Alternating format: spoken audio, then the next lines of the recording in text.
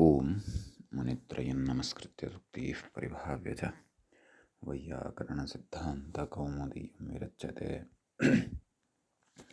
सर्वेभ्यः श्रोतृभ्यः नमः।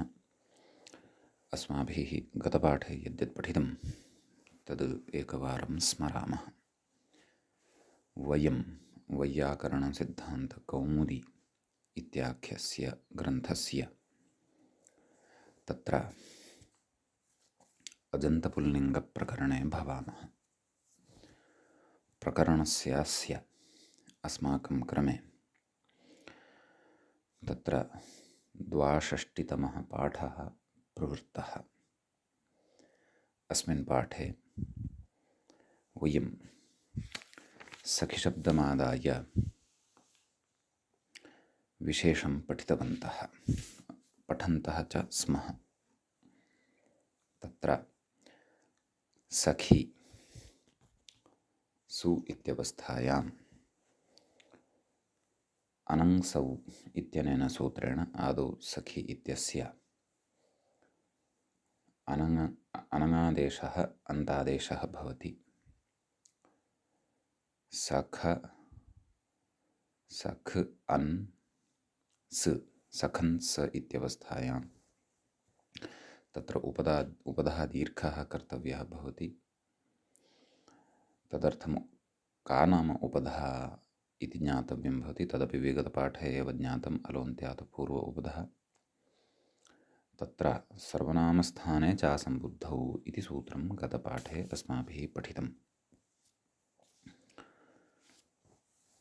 नान्तस्योपधायाः दीर्घः स्यात् असम्बुद्धौ सर्वनामस्थाने इति तस्य अर्थः अस्माभिः दृष्टः।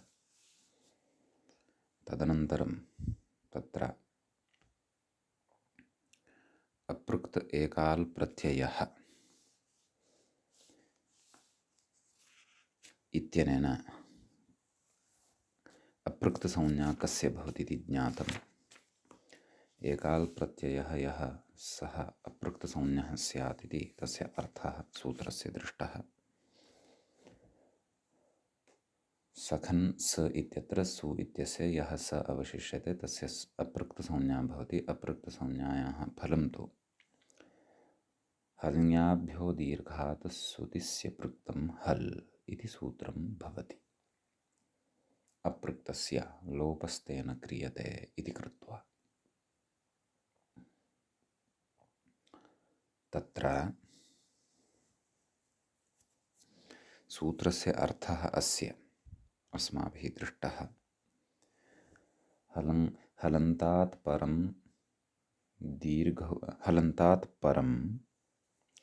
दीर्घौ यौ ज्ञापौ तदन्ताच्च परं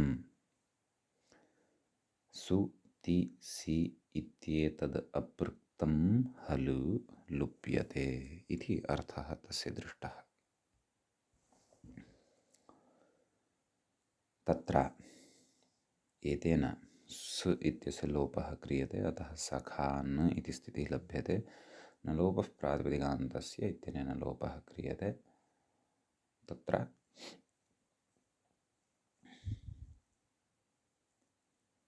न लोपे सति सखा इति रूपम् अस्माभिः साधयिष्यते। साधयिष्यमाणस्य अस्य प्रयोगस्य कृते यत् सूत्रं हल्ङ्याभ्य इत्यादि यत् सूत्रमपेक्षितं तस्य सूत्रस्य प्रत्युदाहरणेषु वयं स्मः। गतपाठे हल्ङ्याभ्य इति कुतः उच्यते इति प्रश्नः कृतः। ग्रामणीः इति प्रत्युदाहरणम् उपस्थापितम्। ग्रामणी इत्यत्र यः ईकारः सः न तु हल् न च ङी न च आप्। अतः ततः परतः विद्यमानस्य सु इत्यस्य लोपः अपि न भवति। सुप्रत्ययः आयाति सस्य ऋत्वे विसर्गे सति ग्रामणीः इति रूपं सिद्ध्यति। ततः दीर्घात् इति पदं कुतः निवेशितं? यच्च ज्ञापोः विशेषणभूतं भवति इति चेत् तत्र अस्माभिः दृष्टं निष्कौशाम्बिः अतिखट्वः इत्यादिषु उदाहरणेषु तत्र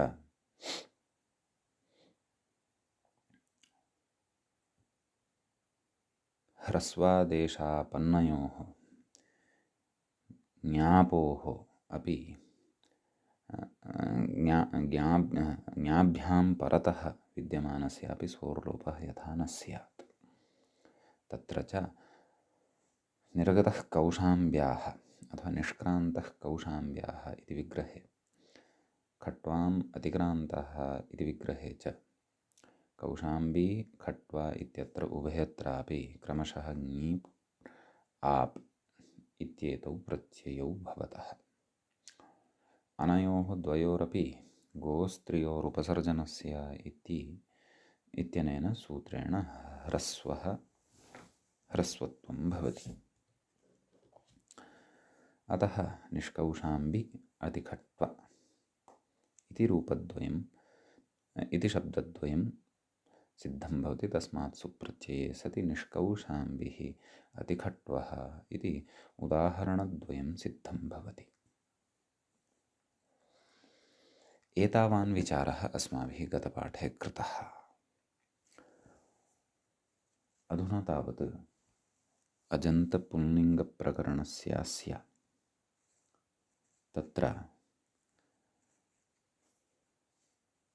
63तमः पाठः आरब्धः भवति अथवा 63 पाठः आरब्धः भवति। अस्मिन् पाठे सर्वादौ अग्रिमं प्रत्युदाहरणं वयं पश्यन्तः स्मः। ततः पूर्वं गतपाठस्य अन्ते व्याख्यायाः पङ्क्तयः कथम् आसन् इति एकवारम् अहं पठामि।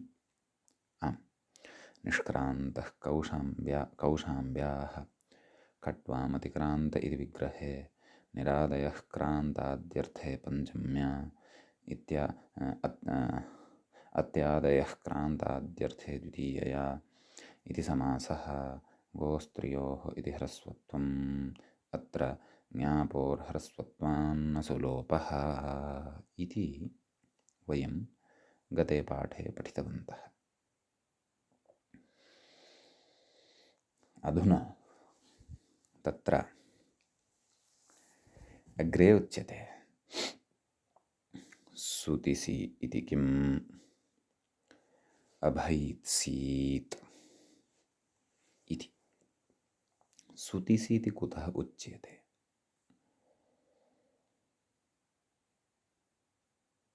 एवं खलु। तत्र कथयन्नस्ति अभैत्सीत्। अदु अभैत्सीत् इत्यस्य रूपसिद्धिः ज्ञातव्या। तदा सुतिसि इत्यस्य ग्रहणं कुतः कृतं वर्तते इति ज्ञातं भविष्यति। कथयति भिदेर्लुङि सिच् नाम भिद धातुः भवति। भिदिर्विदारणे इत्यादि अर्थः तत्र द्रष्टव्यः। धातुपाठे तस्य भिद अवशिष्यते, ततः सिच् विकरणप्रत्ययः एषः भवति, परन्तु लुङि परतः लुङ्लकारस्य क्रियापदमिदं भवति। भिद् लुङ्, तस्य लुङः स्थाने तत्र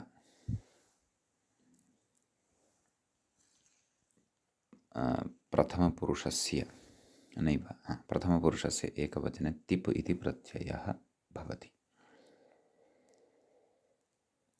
तिपः ति अवशिष्यते। एवं खलु। तत्र इतश्च इति एकं सूत्रम्। तेन सूत्रेण इकारस्य लोपः भवति। एवं खलु। मध्ये विकरणप्रत्ययः सिच् तु अस्ति एव। का स्थितिः जायते? अभिद् अडागमः अपि भवति। लुङ् लुङ् लङ् शब्ददात्तः इत्यनेन अभिद् स त। समीचीनं। तदनन्तरं प्रकृते अत्र पालमनोरमाकारेण पूर्णतया रूपसिद्धिः न उक्ता वर्तते, परन्तु अस्माभिः अत्रत्यः विचारः यदि ज्ञेयः तर्हि अतीव सूक्ष्मतया पूर्णतया च रूपसिद्धिः अत्र ज्ञातव्या भवति। समीचीनं। तर्हि का स्थितिः लब्धा? अभिद् सिच्, सिचः स अवशिष्यते, ति इत्यस्यापि त अवशिष्यते। सम्यक्। अभिद् स त। ततः अपृक्त एकाल् प्रत्ययः इत्यनेन वयं पश्यन्तः स्मः। ति इत्यस्य यः त अवशिष्टः वर्तते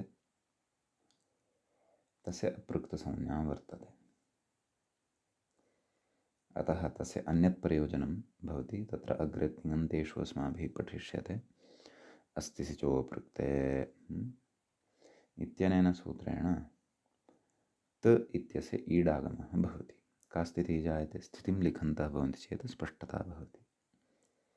अभिद् स ईत्। समीचीनं। तदनन्तरं वदव्रजहलन्तस्याचः इत्यनेन सूत्रेण भिद् इत्यस्य यः इकारः तस्य वृद्धिः भवति। ऐ वर्णः तस्य स्थाने आगच्छति। का स्थितिः जायते? अभैद् स ईत्। समीचीनं। खरिच इत्यनेन सूत्रेण खरिपरझलाञ्चरः स्युः इति कृत्वा अभैद् इत्यत्र यः दकारः तस्य स्थाने तकारः विधीयते। अभैत् स ईत्। मेलयामः यदि अभैत् सीत् इति रूपं सिद्धं भवति। एवं खलु। इति तु क्रियापदस्य अस्य रूपसिद्धिः अस्माभिः कृता। परन्तु अस्माकं विचारः अत्र कः प्रवर्तते इति चेत् सुतिसि इति किं, नाम एतत् कुतः प्रयुक्तं, सुतिसि इति कुतः उक्तं कथयति। अत्र तकारात् सकारलोपः न इति। अभैत् स ईत्। अभैत् इत्यत्र यः तकारः भिद् धातोः लब्धः वर्तते ततः परतः सकारः सिचः यः सकारः चिलि विकरणप्रत्ययः मूलतः भवति, तस्य स्थाने सिच् इति प्रत्ययः आगच्छति। सिचः यः सकारः लब्धः वर्तते, एवं खलु, सिचः स इत्येव अवशिष्यते, तस्य लोपः न भवति। यतः सिच् इत्यस्यापि सि इत्येव खलु अवशिष्यते। पुनः सि इत्यत्र पुनः यदा इतसंज्ञा क्रियते तदा स इत्येव अवशिष्यते।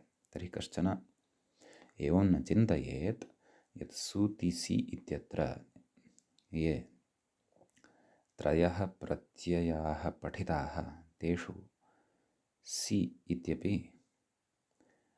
इति यः अस्ति सः सिचः सि इत्यपि गृहीतुं शक्यः। सिपः सि अपि भवेत्, परन्तु सिचः सि इत्यपि भवेत्। परन्तु यदि तथा स्यात् तर्हि सि इत्येतस्य सकाशात् आगतः यः स इति वर्णः तत्र इकारस्य इतसंज्ञा भवति, स इत्येव अवशिष्यते।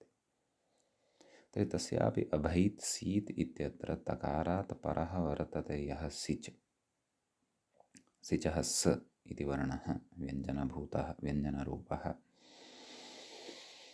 तस्यापि लोपः स्यात्।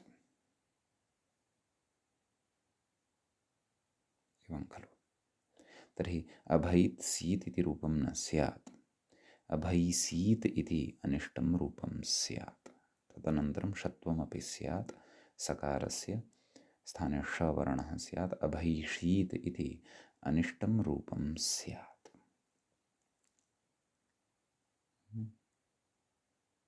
तदेव कथयति व्याख्याता।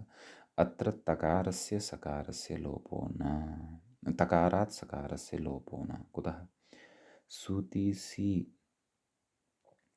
अन्यतमत्वाभावात् इत्यर्थः। नाम सूतिसि इत्येतेषु अस्य अन्तर्भावः न भवति इति कृत्वा।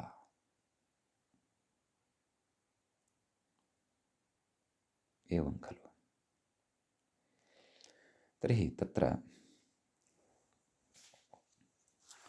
उच्यते ननु सिचः सिरेवायम् इत्यत आह। अर्थात् सिचः यः सि भवति सः एव अयं भवति खलु, वक्तुं शक्यते खलु।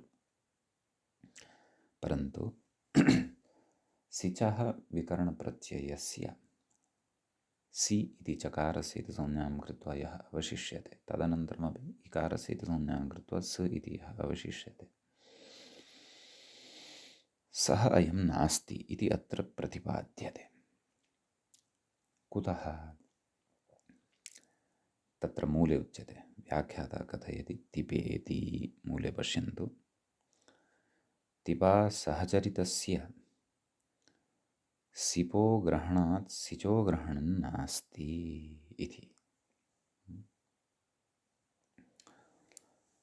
मध्ये तिप् पठितः, एवं खलु। तेन सहचरितः अयं सि, तत्सदृशः एव गृहीष्यते, न तु तद्भिन्नः। व्याख्याता अग्रे कथयति, पश्यन्तु। तिपा सहचरितस्य विभक्तिरूपस्य एव ग्रहणात् सिचो ग्रहणं नास्ति, सिचो ग्रहणं नेत्यर्थः। एवं खलु। नाम तिपः विभक्तिसंज्ञा वर्तते, अतः विभक्तिसंज्ञकः यः तिप् तस्य ति एव अत्र गृहीतः वर्तते।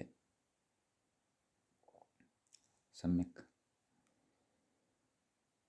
अतः तेन सह सहचरितः तत्सदृशः एव विभक्तिभूतः यः सि, अर्थात् मध्यमपुरुषस्य एकवचने सिप् इति यः प्रत्ययः भवति तस्य एव अत्र ग्रहणं वर्तते इति। भवन्तः तिप्तस्य सिप्तस्थः मिवस्मस् इत्यादीन् प्रत्ययान् जानन्ति एव। तेषां सामान्यतया क्रियापदपरिचयोऽपि अत्र अस्ति एव। अतः अयं विचारः सरलतया अवगन्तुं शक्यः। तिङश्च विभक्तिश्च इत्यनेन अस्माभिः सुपां तिङाञ्च उभयोरपि विभक्तिसंज्ञापि पठिता एव वर्तते। अतः प्रकृते ति अर्थात् तिपः ति सः वर्तते। अतः तस्मात् तेन सहचरितः, नाम यथा सः तेन सहचरितः नाम तस्य सहचरत्वेन यः तत्र पठितः सि इति, सः अपि तत्सदृशः एव भवतु। यतः सः ति इत्येव न, अन्योऽपि यः वर्तते प्रथमः सु, तस्यापि विभक्तिसंज्ञा वर्तते। तर्हि सु इत्यपि विभक्तिसंज्ञकः, ति इत्यपि विभक्तिसंज्ञकः, तर्हि अयं सि इत्यपि विभक्तिसंज्ञकः सिपः सकाशात् लब्धः सि इत्येव वर्तते, न तु अविभक्तिकत्वं यस्य वर्तते, नाम विभक्ति इति संज्ञा यस्य नास्ति, तत्र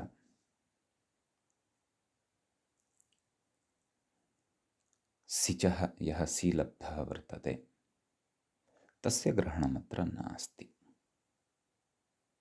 सहचरितयोः सहचरितस्यैव ग्रहणम् इति कश्चन न्यायोऽपि वर्तते, परिभाषापि वर्तते। प्रकृते सहचरितः विभक्तिसाम्यत्वात् सिपः सि इत्येव भवति।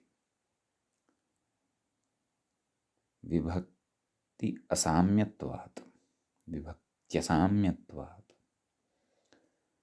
सिचः सि न भवितुमर्हति। कुतः? तस्य विभक्तित्वं नास्ति, तस्य विभक्तिसंज्ञा न विहिता। एवं खलु। अतः प्रकृते सिचः सकाशात् लब्धः यः सि ततः अपि लब्धः यः सः अत्र अपृक्तभूतः नैव गृह्यते। सिपः सकाशात् लब्धः अपृक्तभूतः स एव अत्र गृह्यते। तस्य सिपः अपृक्तस्य लोपस्य उदाहरणानि तु अनुपदमेव आयास्यन्ति अग्रे। सु इत्यस्य च उदाहरणं दृष्टं। तिपः परतः विद्यमानस्य तिपः लब्धः यः अपृक्तभूतः तस्यापि उदाहरणानि अनुपदमेव अग्रे आगमिष्यन्ति। अत्र जिज्ञासान्तरं किञ्चित् गतपाठे अपि उक्तम्, अधुनापि किञ्चित् उच्यते। तत्र ति इत्यनेन तिपः ति एव ग्राह्यः इति कुतः? तिन् इति प्रत्ययः स्त्रियां विधीयते, तस्य ति इति स्वीक्रियताम् इति चेत् सः ति न स्वीकर्तुं शक्यते। कुतः? यतः तस्य इकारस्य लोपस्य विधानमेव नास्ति। न केनापि सूत्रेण मतिः गतिः इत्यादिषु श्रूयमाणः यः तिन् प्रत्ययः तस्य ति इति यः अवशिष्यते तस्य इकारस्य लोपः न केनापि सूत्रेण भवति। अतः सः अत्र गृहीतुं न शक्यः। गृहीतुं शक्यश्चेत् एकः एव प्रथमपुरुषस्य एकवचनभूतः तिप् इति प्रत्ययः तस्य ति। यतः तस्य तु तत्तल्लकारे इतश्च इत्यनेन इकारस्य लोपः भवत्येव। यथा अभयित् सीत् इत्यत्रैव अस्माभिः दृष्टम्, अन्ते ति इति आसीत्, तस्य इकारस्य लोपः जातः। परन्तु तस्य अपृक्तभूतस्य अभयित् सीत् इत्यत्र तु हलयादिनलोपः न भवति। कुतः? हलः परत्वात् ञाः परत्वात् आपः परत्वात् अत्र तस्य तकारस्य उपस्थितिः नास्ति। अतः समीचीनम्। अतः तदेव सहचरितासहचरितयोः सहचरितस्यैव ग्रहणमिति कृत्वा विभक्तिसाम्यम् आदाय सहचरः वर्तते अत्र यः सि तस्य एव ग्रहणं भवति, न तु अविभक्तिरूपस्य असहचरितस्य सिचः सि इत्यस्यापि अत्र ग्रहणं शक्यम् इति कश्चन विशेषः अत्र अस्मिन् प्रत्युदाहरणे वर्तते।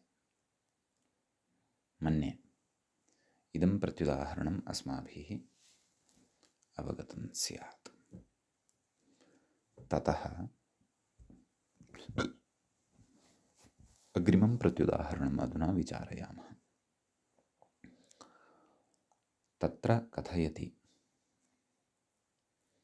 अपृक्तम् इति किम्? अपृक्तम् इति कुतः उच्यते? सूति सि एतेषां सु तु सु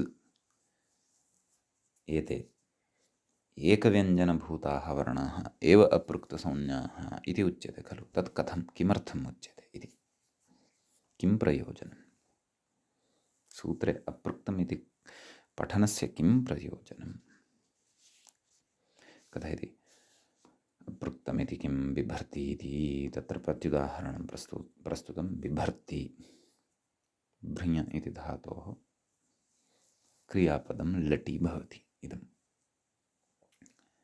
कथयति अत्र ति इति समुदायस्य न हल्त्वं।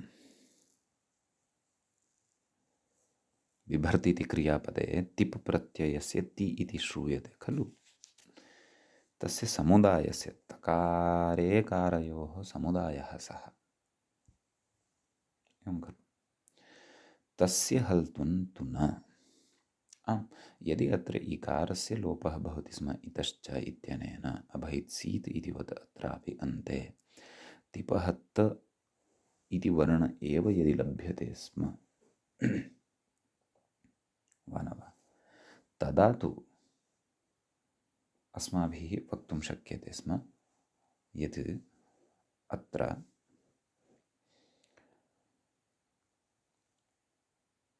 तस्य लोपः भवेत्, यतः रेफात् परतः सः अन्त्यः तकारः लभ्यते स्म। बिभृत्, बिभर्ति इत्यस्य रूपसिद्धिः अनुपदमेव अग्रिमप्रकरणेषु स्फुटीः भविष्यति। अत्र सद्यः यावदपेक्षितं तावदेव चिन्त्यते।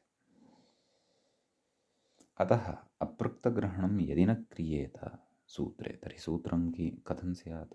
हल्ङ्याभ्यो दीर्घात् सुतिसि हल्, सुतिसि एतेषां तत्र अपृक्तसंज्ञात्वं स्यात्, एवं खलु। समुदाययोः एव तत्र अपृक्तसंज्ञात्वं स्यात्। समीचीनं। तर्हि समग्रस्य समुदायस्य एव लोपः स्यात् वा न वा? अग्रे कथयति व्याख्यातः। तकारस्तु यद्यपि तेरवयवः हल् तथापि तस्य नापृक्तत्वम् इति। नाम बिभर्ति इत्यत्र यः तकारः वर्तते सः तेः अवयवः हल्, नाम ति इति प्रत्ययस्य हल् अर्थात् व्यञ्जनभूतः वर्तते, तथापि तस्य नापृक्तत्वं, तस्य अपृक्तत्वं न भवति यदि अपृक्तग्रहणं सूत्रे न क्रियेत तर्हि। एवं खलु। यतः अपृक्त एकाल् प्रत्ययः इत्युक्तम् वा न वा? प्रत्ययः ति वर्तते, तत्र यदि इकारः एव न लुप्तः तर्हि तस्य एकाल्त्वं कथं सम्पन्नम्? एकाल्त्वम् एव यदि न सम्पन्नं तर्हि तस्य अपृक्तसंज्ञात्वमपि न सम्भवति।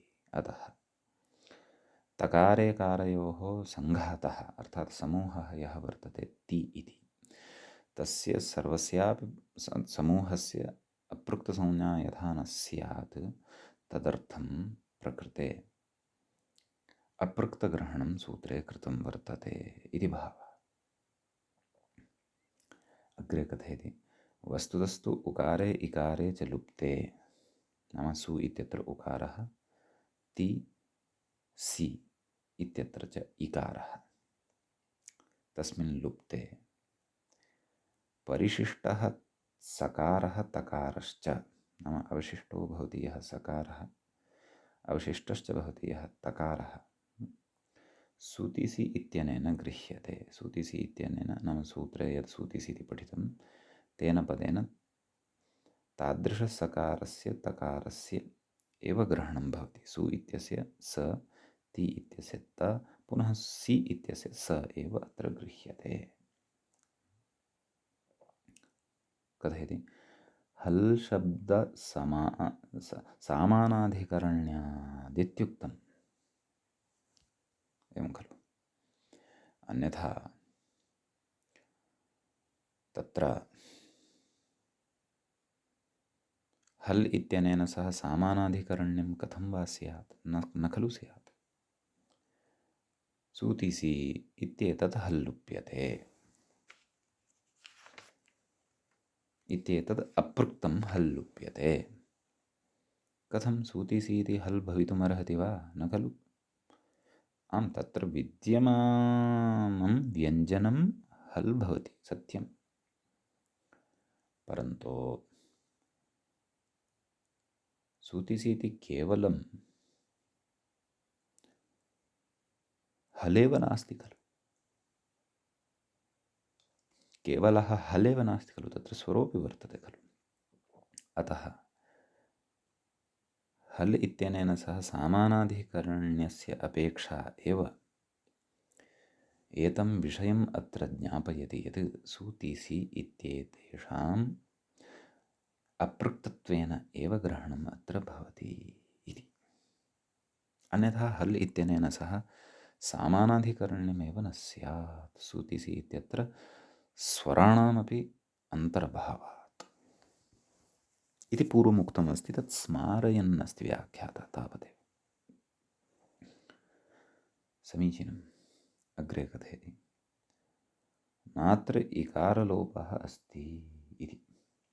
क्व बिभर्ति इत्यत्र कथयन् अस्ति। तत्र तु इकारस्य लोपः एव नास्ति भोः। अतः हल् ग्रहणेन एव बिभर्ति इत्यत्र तर्हि अग्रे पश्यन्तु, विशेषं कथयन् अस्ति। नाम हल् ग्रहणेन एव बिभर्ति इत्यत्र लोपाभावसिद्धेः, नाम सूत्रे हल् ग्रहणेन एव बिभर्ति इत्यत्र लोपस्य अभावस्य सिद्धिः जायते खलु। सिद्धेः अपृक्तग्रहणस्य नेदं प्रत्युदाहरणं, नाम अपृक्तग्रहणस्य इदं यत् प्रत्युदाहरणं दीक्षितेन उपस्थापितं तद् असङ्गतं वस्तुतः। यतः हल् सूत्रे हल् ग्रहणेन एव तत्र विद्यमानस्य तकारस्य लोपस्य निवृत्तिः भवति वा न वा। तर्हि अपृक्तग्रहणस्य इदं यद्प्रत्युदाहरणं दीक्षितेन स्वीकृतं वर्तते तन्न युज्यते इति व्याख्यातुः मतम्। उद्ग्रन्थे अपि स्यात् अयं विचारः द्रष्टव्यः, शेखरेपि कदाचित् स्यात्। एवं खलु। अतः प्रकृते तत्र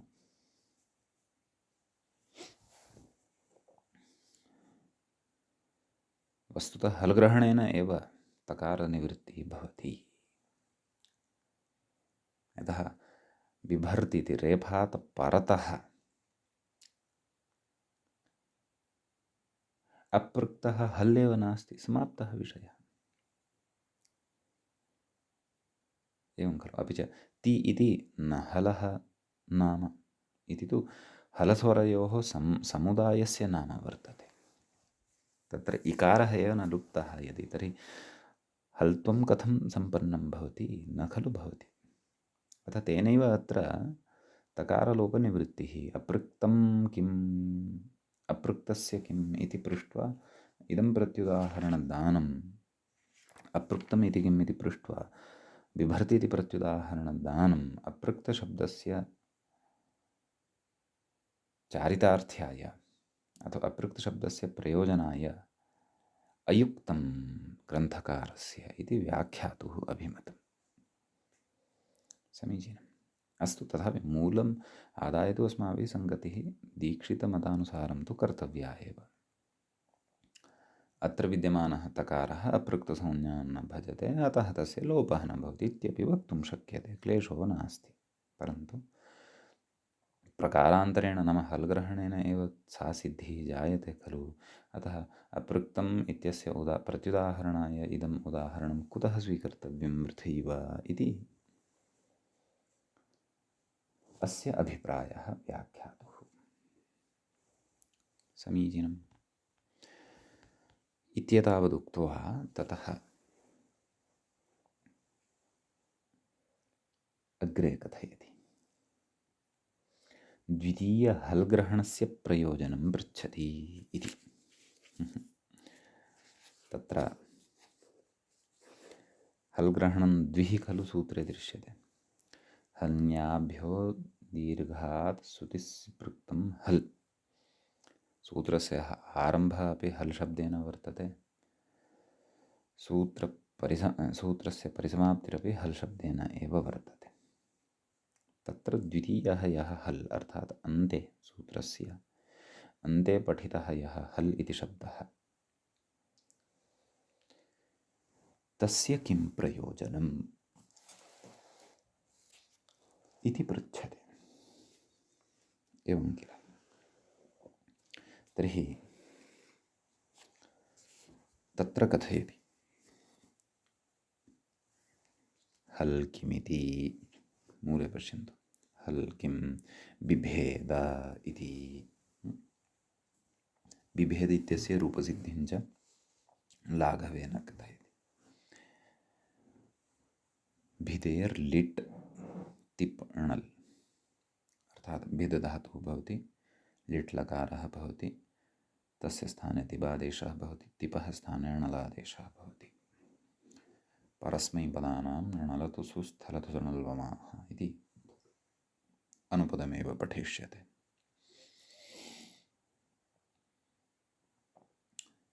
सम्यक्।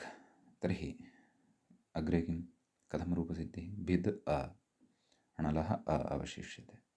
धातोः द्वित्वं लिटि धातोरनभ्यासस्य इत्यनेन भिद् भिद् अ।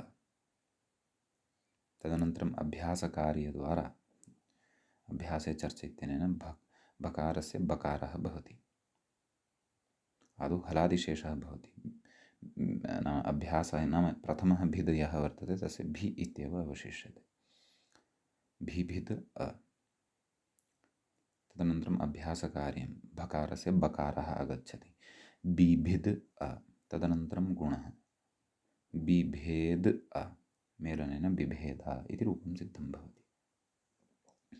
कथयति णलः नाम णलः सकाशात् अ इति लब्धः खलु। यः हलः परः वर्तते, हल्कः बिभेद इत्यत्र विद्यमानः दकारः, तस्मात् परतः अ वर्तते।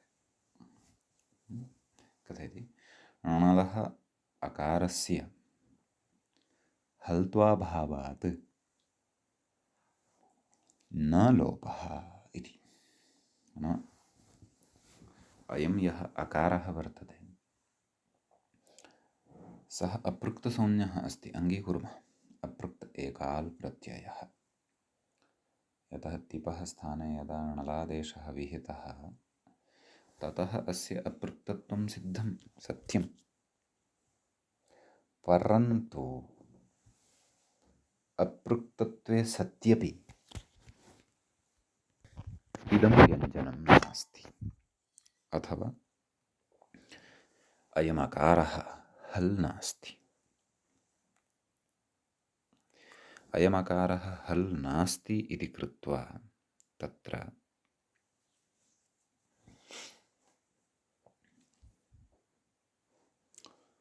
अस्य लोपः अपि न भवति। परन्तु यदि सूत्रे हल् ग्रहणं न क्रियेत, अन्ते हल् ग्रहणं न क्रियेत, तर्हि स्वरो वा अपृक्तः व्यञ्जनं वा अपृक्तं सर्वविधस्यापि वर्णस्य लोपः भविष्यति। तर्हि बिभेद इति रूपं न लप्स्यते। बिभेद् इति दकारान्तम् अनिष्टं रूपं लप्स्यते अस्य सूत्रस्य प्रवृत्त्या। सम्यक्। अग्रे कथयति प्रथमहल् किं प्रत्युदाहरणं मूले। प्रथमहल् किं राजा इति राजा इति प्रत्युदाहरणं प्रदत्तम्। इदानीं प्रथम नाम सूत्रस्य आरम्भे एव हल् इति पदस्य ग्रहणं यत् कृतं वर्तते तत् कुतः इत्युच्यते। तस्य किं प्रयोजनम्? एवं खलु। राजा नाम यदि प्रथमहल् ग्रहणं न क्रियेत, अर्थात् तस्य कः अर्थः? हलः परस्य इति अर्थः। नाम व्यञ्जनात् परतः अपृक्तं व्यञ्जनं भवेत्। सूति सि इत्येतेषां तस्य लुक् भवति, तस्य लोपः भवति इति उच्यते। तत् कुतः उच्यते इति चेत् राजा इति न सिद्ध्येत्। तर्हि कथं न सिद्ध्येत् तत् कथयति। राजन्स्, राजा इत्यत्र मूलशब्दः कः? राजन्। ततः कः प्रत्ययः? सुप्रत्ययः। तस्य किम् अवशिष्यते? स् इति अवशिष्यते। एवं खलु। तदेव कथयति राजन्स् इति स्थिते उपदः दीर्घे सर्वनामस्थाने च सम्बुद्धौ इत्यनेन उपदः दीर्घो भवति। एवं खलु। का स्थितिः जायते? राजानस्। तदनन्तरम् अत्र विद्यमानः यः स वर्तते तस्य हल्ङ्यादिना लोपः भवति। नकारस्य न लोपः प्रातिपदिकान्तस्य इत्यनेन लोपः भवति राजा इति रूपं सिद्धं भवति। यथा च अस्माभिः सखा इति साध्यमानं वर्तते तद्वत्। अस्तु, अत्र व्याख्याता किं कथयन्नस्ति तत् पश्यामः। रूपसिद्धिरेव एतावता दृष्टा। कथयति राजन्स् इति स्थिते उपधा दीर्घे संयोगान्तलोपेन एव, एवं खलु, संयोगान्तस्य लोपः सूत्रमस्माभिः शुद्धिपास्यः इति रूपसाधनवेलायां पठितं समीचीनं। राजन्स इति स्थिते उपधा दीर्घे संयोगान्तलोपेन एव राजा इत्यादि सिद्धेरिति प्रश्नः। राजा सखा इत्यादयः आदिशब्देन अत्र कश्चन विशेषः अग्रे वक्ष्यते। राजा इत्यादि सिद्धेः नाम राजा इत्यादीनि रूपाणि सिद्धानि भवन्ति। अतः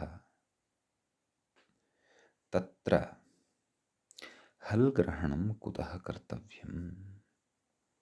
सर्वत्रापि यत्र यत्र प्रातिपदिकस्य अन्ते नकारः वर्तते ततः परतः सु इति प्रत्ययस्य स इति वर्णः उपस्थितः वर्तते। तत्र सर्वत्रापि संयोगान्तस्य लोपः इत्यनेन लोपः कर्तुं शक्यते एव खलु, वा न वा? तर्हि प्रकृते किमर्थं हल् ग्रहणं कर्तव्यम्? किञ्च अत्रैव न, अन्यत्रापि यत्र यत्र अन्ते हलः परतः एते सूति सी एतेषां सकारः तकारः वा लप्स्यते तस्य संयोगान्तस्य लोपः इत्यनेन एव लोपः खलु कर्तुं शक्यते। किमर्थं हल् ग्रहणं कर्तव्यम्? अपेक्षा नास्ति खलु। आभ्याम् इत्येव वक्तव्यं, हल्ङ्याभ्यः इति अनपेक्षितं। यथा संयोगान्तस्य लोपः इत्यनेन लोपः सिद्ध्यति सकारस्य राजन्स इत्यत्र, अथवा तत्र तकारस्य वा, एवं खलु इति प्रश्नः। इति प्रश्नस्य आशयः वर्तते। प्रथमः हल् किम् इति प्रश्नः यः उपस्थापितः तस्यायम् आशयः वर्तते। अतः प्रश्नः आदौ सम्यक् अवगन्तव्यः, ततः परं तस्य समाधानमपि सरलतया अवगतं भवति। अस्तु, तर्हि प्रश्नः कृतः वर्तते। अत्र प्रकारान्तरेण अन्ते विद्यमानः यः सकारः तस्य लोपापत्तिः प्रकटिता वर्तते प्रकारान्तरेण, एवं खलु। कथयति अग्रे, नन्विदं राजेति कथं प्रत्युदाहरणम्? अवधानेन सर्वोऽपि विचारः अत्रत्यः श्रोतव्यः। नाम राजा इति प्रत्युदाहरणं कथं भवति भोः? कुतः? नाम हल् इति प्रथमः हल् इत्यस्य प्रत्युदाहरणं कथं सम्भवति इति। संयोगान्तलोपेन एव अन्यथा सिद्धत्वात् इति। नाम तदेव गतपङ्क्तौ यदुक्तं तदेव अत्र प्रकारान्तरेण उक्तं वर्तते, तावदेव। नाम संयोगान्तस्य लोपः इत्यनेन सूत्रेण एव तत्र सकारस्य लोपः भवति। अतः किमर्थम् अत्र राजा इति प्रत्युदाहरणं स्वीक्रियते हल् ग्रहणस्य साधनाय, वा न वा? अपि च संयोगान्तस्य इत्यनेनैव लोपः सिद्ध्यति, तर्हि हल् ग्रहणं कर्तव्यं किमर्थम् इति चेत् इत्यतः किमाह मूले पश्यन्तु, न लोपादिर्न स्यादिति। मूले पश्यन्तु, न लोपादिः न स्यात्।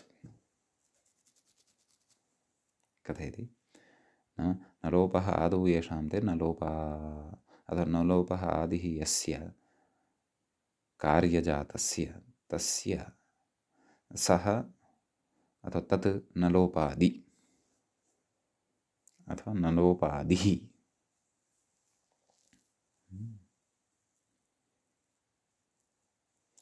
नाम तन्न स्यात्। कुतः न स्यात् तदेव कथयति। संयोगान्तलोपे न लोपः न स्यात् इति भावः इति। यद्यपि अग्रे अत्र व्याख्यातरा इतोपि उच्यमानं वर्तते, परन्तु वयम् आदौ मूले यावदुक्तं तस्यैव स्पष्टतां कृत्वा गच्छामः। का पत्तिः प्रकटिता? नाम संयोगान्तस्य लोपः इत्यनेन यदि प्रकृते राजन्स इत्यत्र सकारस्य लोपः यदि उच्येत, तर्हि तदनन्तरं न लोपः प्रातिपदिकान्तस्य इत्यनेन तत्र नकारस्य लोपः एव न स्यात्। तेन राजा इति रूपं न सिद्ध्येत्। राजान् इत्येव अनिष्टं रूपं स्यात् प्रथमाविभक्तेः एकवचने। कुतः? कारणं तत्र कथयति मूले, पश्यन्तु। संयोगान्तलोपस्य असिद्धत्वात्। वा न वा?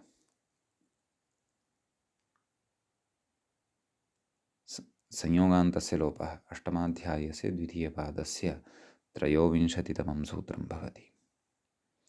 न लोपः प्रातिपदिकान्तस्य इति तस्य एव पादस्य 7मं सूत्रं भवति। अष्टमाध्यायस्य द्वितीयपादस्य 7मं सूत्रं भवति।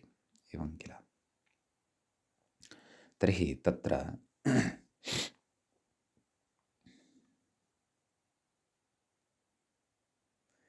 न लोपः प्रातिपदिकान्तस्य इत्यस्य सूत्रस्य दृष्टौ संयोगान्तस्य लोपः इति सूत्रम् असिद्धम्। एवं खलु? त्रिपाद्यामपि पूर्वं प्रति परशास्त्रस्य असिद्धत्वं भवति इति वयं जानीमः खलु। असिद्धकाण्डविशेषे असिद्धकाण्डविशेषम् एतं जानीमः खलु। अतः न लोपदृष्टौ संयोगान्तलोपः असिद्धः। संयोगान्तलोप एव न जातः यदि, तर्हि राजान् इत्येतस्मात् परतः सुप्रत्ययः न लुप्तः, स इति वर्तते। स इति परतः यदि वर्तते, तर्हि अत्र अन्ते नकारः न लभ्यते, अन्ते सकारः लभ्यते। अन्ते नकारलाभाभावात् न लोपः प्रातिपदिकान्तस्य अन्तस्य एवं खलु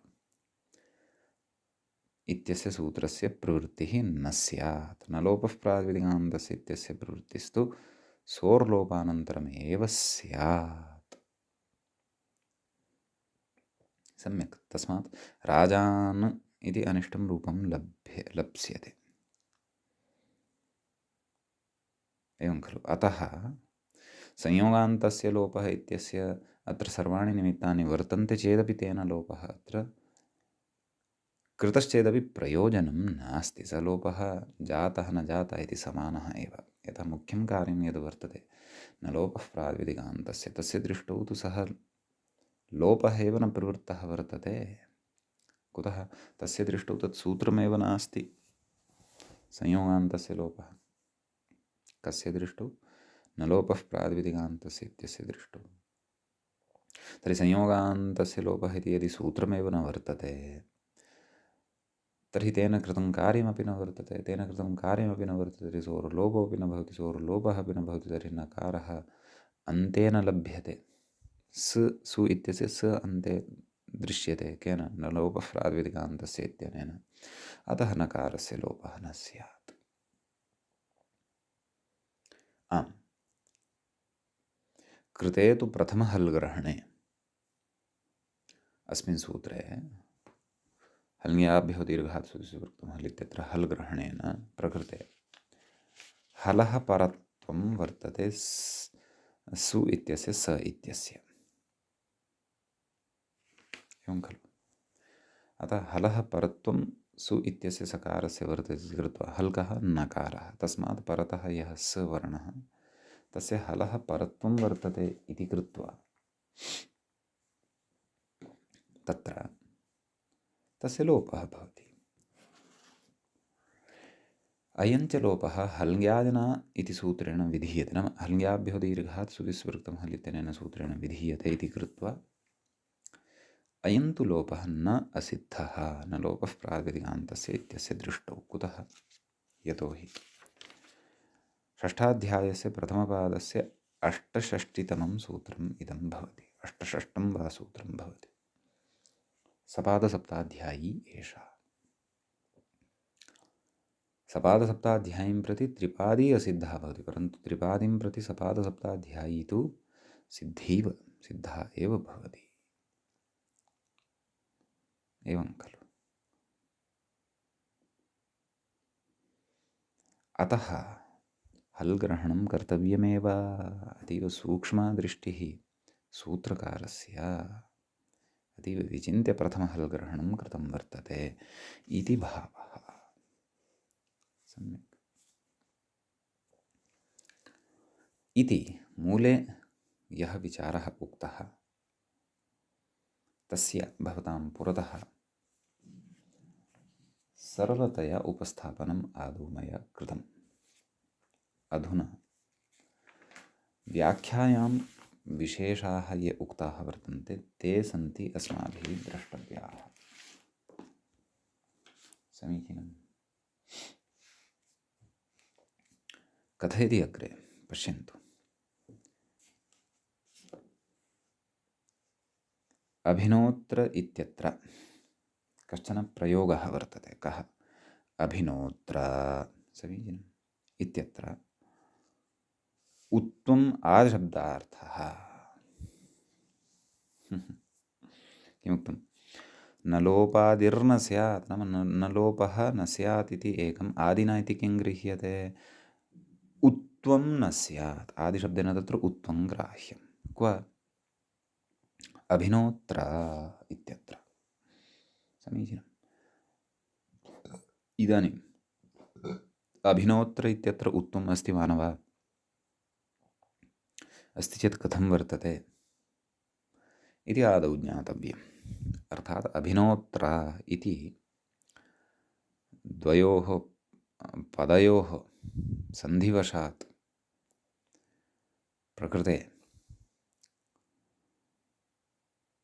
यः प्रयोगः दृश्यमानः वर्तते, द्वयोः पदयोः सम्मिलितः प्रयोगः, तत्र सन्धिवशात् नाम पूर्वरूपकारणात्, यथा शिवोर्च्यः इति साधितं खलु, तद्वत् अभिनोत्र इति प्रकृते उत्वं वर्तते, पूर्वरूपं वर्तते, कथमत्र उत्वं भवति इत्यादिकं सर्वं तदा ज्ञास्यते यदा अस्माभिः अभिनोत्र इत्यस्य रूपसिद्धिः करिष्यते। अत्र पदद्वयं भवति। अभिनः इति एकं पदम्, अत्र इति च पदान्तरं भवति। अतः प्रकृते अस्माभिः अभिनः इत्यस्य रूपसिद्धिः ज्ञातव्या, ततः एव अभिनोत्र इत्यपि सिद्धं भविष्यति। तत्र व्याख्याता कथयति, भिदेर्लङि सिप् नाम भिद इति धातुः भवति, तस्मात् लङ्लकारः एषः मध्यमपुरुषस्य एकवचनस्य च प्रसङ्गः वर्तते।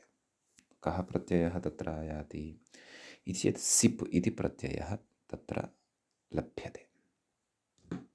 का स्थितिः जायते? भिद् सिप्। सम्यक्। लङि परतः नाम लङः सिवादेशः कृतः इति कृत्वा लङ् परतः अस्त्येव इति कृत्वा प्रकृते लुङ् लङ् लृङ् शब्दात्तः इत्यनेन अडागमः भवति। का स्थितिः जाता? अभिद् सि। अग्रे कथयति, इतश्चेति इकारलोपः इति। अपि च वयं किं पठन्तः स्मः तदपि स्मर्तव्यं। प्रथमहल् ग्रहणं कुतः? तस्य द्वितीयम् इदम् उदाहरणं वर्तते इत्यपि स्मर्तव्यम्। एकं तु साधितं, किं? राजाः। एकस्मिन् प्रत्युदाहरणे तु विचारः कृतः।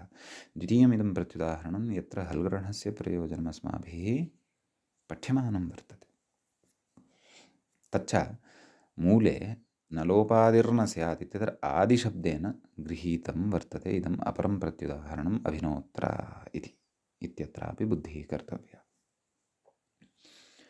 समीचीनम्। तर्हि किं कथयति? इतश्चेति इकारलोपः। इतश्चेत्यनेन इकारस्य लोपो भवति। का स्थितिः जाता? अभिद् स्। अग्रे कथयति व्याख्याता सिबिधातोरुर्वा इति ऋत्वम् इति। नाम तत्र परतः यः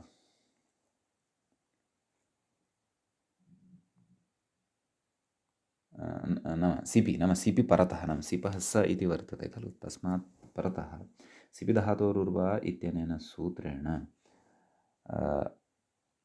तत्र अभिद् इत्यत्र यः दकारः वर्तते तस्य ऋत्वं भवति।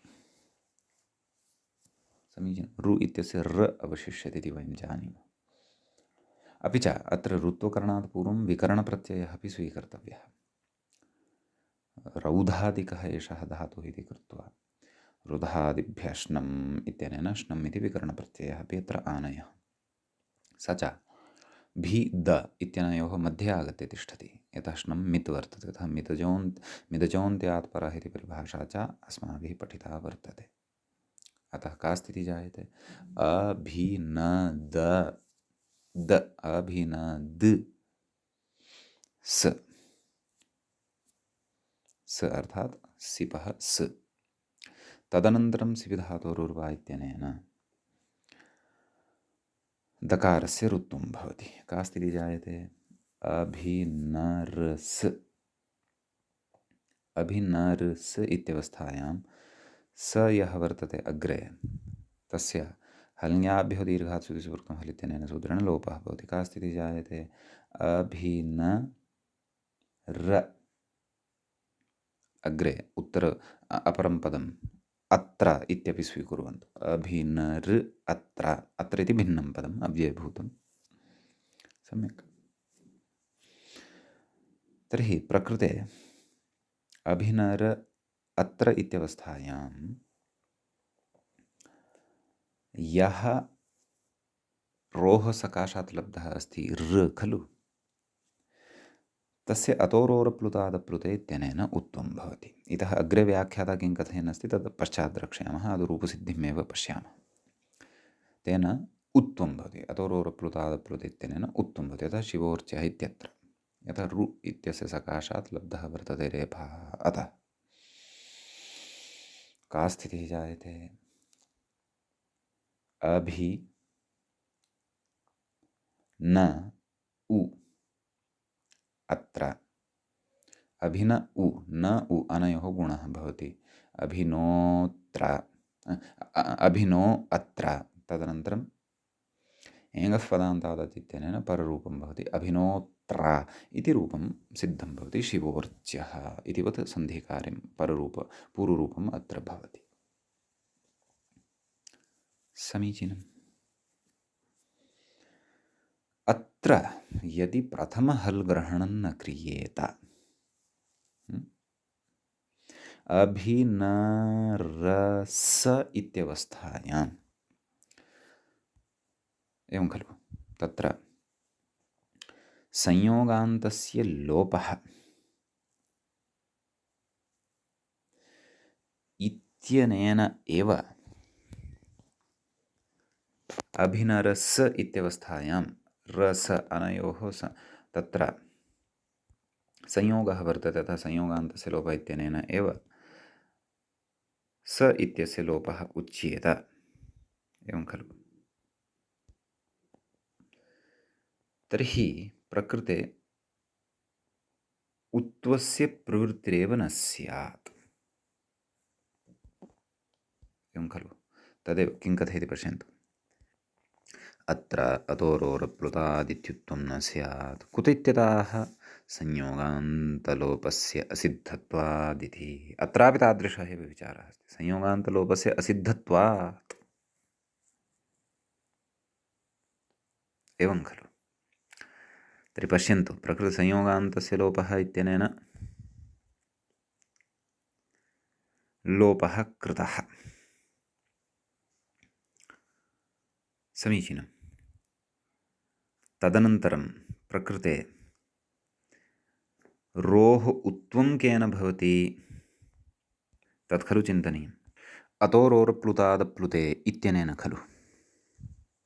अभिनर स इत्यत्र रु इत्यस्य यः र लब्धः तस्य अतोरोरप्लुतादप्लुते इत्यनेन खलु। सा च सपादसप्ताध्यायी अथवा तत्सूत्रं सपादसप्ताध्यायी स्थं भवति। तद्दृष्टौ संयोगान्तलोपस्तु असिद्धः, यतः सा त्रिपादी वर्तते। तर्हि संयोगान्तलोपः एव न यदि जातः वा न वा, तर्हि परतः सकारः लप्स्यते, परतः अत्र इत्यस्य अकारः न लप्स्यते वा न वा। अतः उत्वं न भविष्यति। यदि तु हल्यादिना एषः स लोपः भवति, सकारस्य लोपः भवति, सः तु सिद्धः। कुतः? यतः हल्यादिना इति सपादसप्ताध्यायी एव वर्तते। स च सिद्धः अतोरोरप्लुतादप्लुते इत्यस्य दृष्टौ। अतः तत्र उत्वे कर्तव्ये तु क्लेशः एव नास्ति। कथयति? हल्यादिलोपस्तु न असिद्धः। कुतः? पादस्थत्वादिति भावः। षष्ठाध्यायस्य प्रथमे पादे तत् पठ्यते इति कृत्वा साक्षात् तथैव विचारः अस्ति, यथा राजानस इत्यत्र कृतः तद्वत् अत्रापि। अतः भोः हल् ग्रहणम् अतीव आवश्यकं वर्तते। न च संयोगान्तस्य लोपः इत्यनेन एव सर्वत्र निर्वाहः कर्तुं शक्यते। उत्तमपि न भवति, न लोपः अपि न भवति, क्लेशः भवति इति। समीचीनम् इति प्रत्युदाहरणस्थः विचारः सम्पन्नः। इदानीम् अग्रे कथयति। इतः अग्रे वयम् अग्रिमपाठे द्रक्ष्यामः। अद्यतनपाठः तावत् अत्रैव उपसंह्रियते। मुनित्रयं नमस्कृत्य उक्तिः परिभाव्य च वैयाकरणसिद्धान्तकौमुदीयं विरच्यते। एवञ्च अजन्तपुल्लिङ्गप्रकरणस्यास्य अस्माकं क्रमे 63 पाठः अथवा 63तमः पाठः सम्पन्नतां गतः। नमः सर्वेभ्यः श्रोतृभ्यः।